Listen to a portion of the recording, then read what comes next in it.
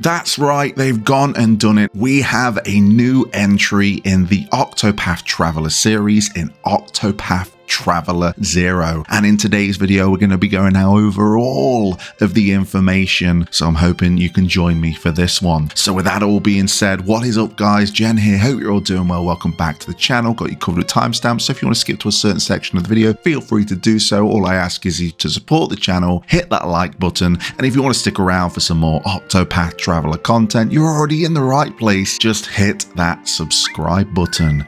Things that I'm going to talk about may become quite familiar to people that have played Champions of the Continent because a lot of things have been borrowed from it because I've heard it's had a great story and its gameplay mechanics and everything else in between. So it's nice to see that they've taken that and made a brand new entry. But what is Octopath Traveler 0? This is set on the continent of Austera in the world of the original Octopath Traveler, and this is a story of revenge and restoration surrounding the Divine Rings.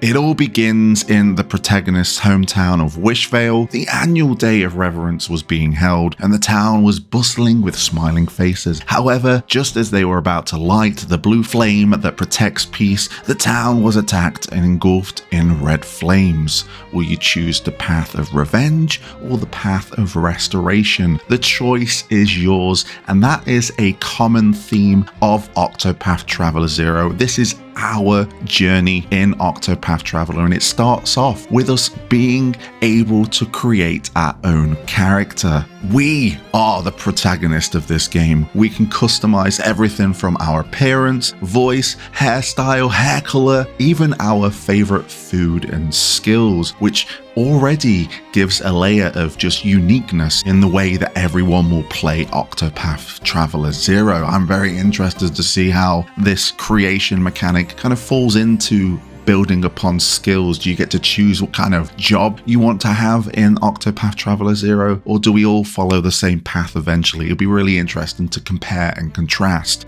Keeping on the subject of just us having the choice and us choosing the story, we have path actions returning where we can invite people to our town, which I'll get into in just a second. We can battle with townspeople, obtain items, and much, much more. And how we do this and where we go to do this is entirely up to us. The freedom of choice making everyone's experience unique. So let's touch on the battle system. Octopath Traveler is very well known for its break and boost system, offering a risk-reward kind of strategy to how you want to tackle it. Now in Octopath Traveler 0, you can form your own party from over 30 travelers, and you can have up to 8 characters in your party. Players that have played Champions of the Continent will be a little bit familiar with some of the bases of Octopath Traveler 0. We can switch between our front and back rows, and we can enjoy a faster, more strategic battle.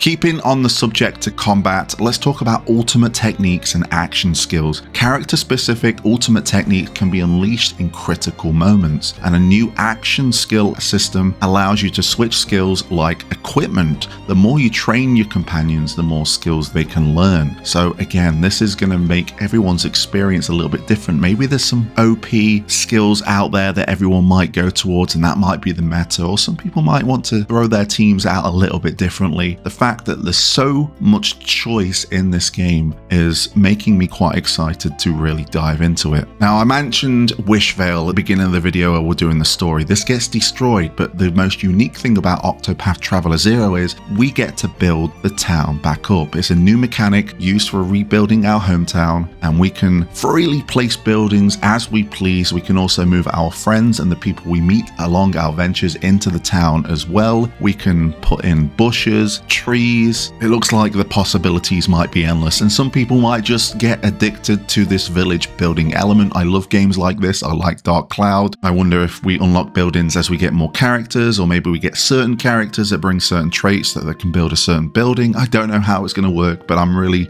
ready to dive in to what this could be and what this could consume and distract me from. There are various main characters that we're going to encounter in Octopath Traveler 0, and they're all going to be voice acted remastered like we've seen before in Octopath Traveler 1 and 2, and for those that played Champions of the Continent, I believe that game was only in Japanese, so some characters you might be familiar with will finally have English voice acting. So first we start off with Steer. She is an architect. She's the protagonist's childhood friend and daughter of the architect Lavore. Her dream is to become a world-traveling carpenter. This already looks like it sets the scene of rebuilding the village right there. She has an ultimate technique called Full Cheer, and this raises BP, recovering the entire front row or entire back row by 1 and grants SP regeneration for 2 turns. Then we have Fen, who is a hunter. He is a member of Wishvale's Town Watch. He has lived in the town since losing his parents and is like an older brother to the protagonist. His ultimate skill is Shield of Hope, reduces all damage taken by all allies for 2 turns. We then have Lorana, a cleric,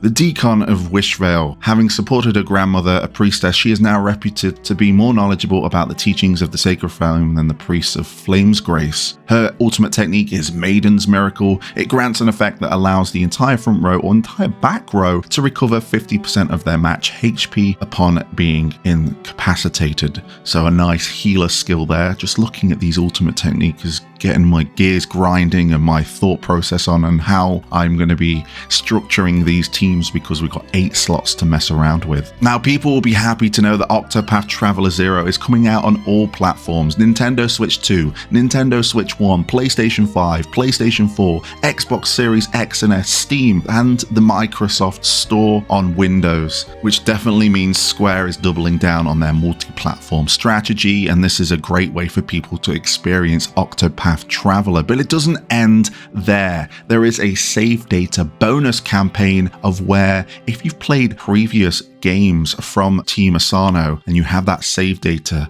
you'll be getting some extra items. That includes Octopath Traveler, Octopath Traveler 2, Bravely Default Flying Fairy, Dragon Quest III, and Dragon Quest 1 and 2 HD 2D remake. These are just like nuts to improve statistics. It's a nice little bonus for if you've been playing those Team Asano games on your platform of choice. There's also a pre-order bonus. There's an action skill called Ice Wind Mastery, and there's some useful consumables like healing grapes, plums, and jams. And then last but not least, there is a collector's edition. This is a bad boy here. We have the physical edition of the platform of choice, a physical ring of the Flamebringer, an 8-sided dice of wealth, power, and fame, Traveler's paying card, the Asteria Continent map as a gaming mat, an arrangement CD, which is the Octopath Traveler arrangements of Break and Boost Volume 3. I love those compilation of soundtracks for the previous 2 Octopath Traveler games, so this one is going to kick ass too. We get an art booklet, we get the digital deluxe upgrade code, and yeah,